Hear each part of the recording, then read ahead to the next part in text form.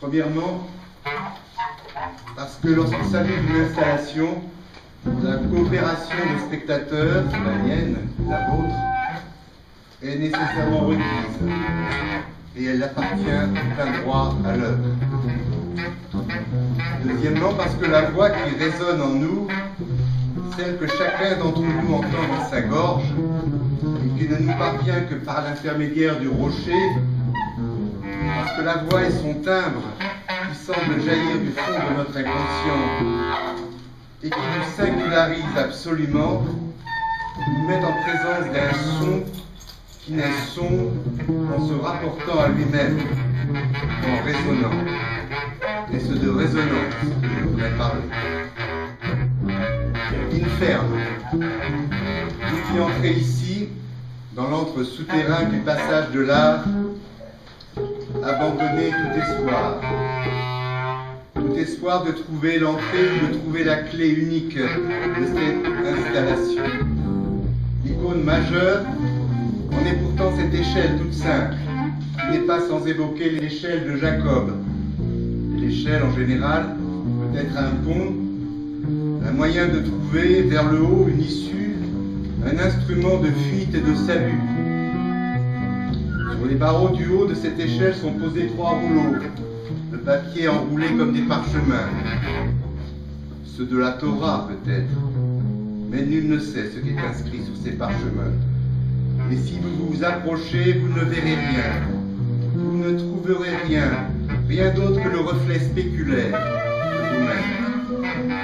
À gauche de cette échelle, clin d'œil à la mémoire et au travail de Daniel Roth, une flèche impérative, une flèche à la graphie, et au style bien reconnaissable, nous indique qu'il doit bien y avoir un sens ou une direction, qu'il faut bien introduire un sens et trouver un chemin.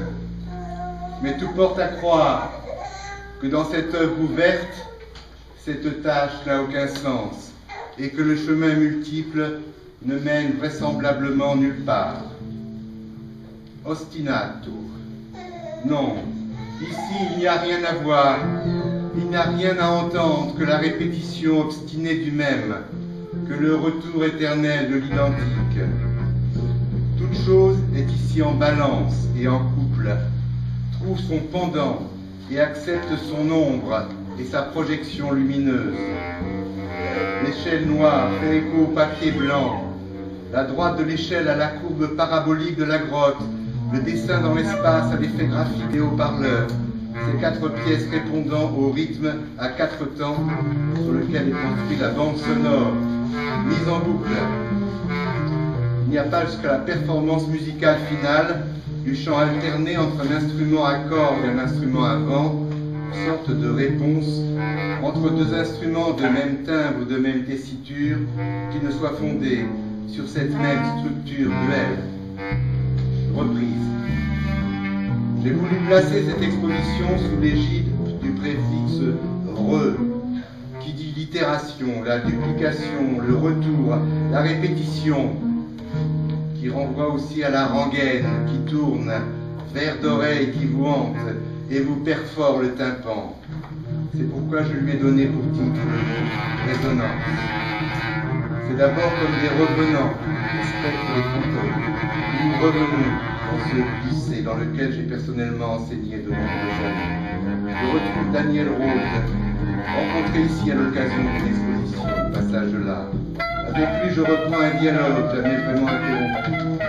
Je recommence à raisonner, à essayer aussi de faire résonner et retentir une œuvre surprenante qui met à mal nos habitudes de consommateurs gloutons et invite le récepteur à l'interprétation.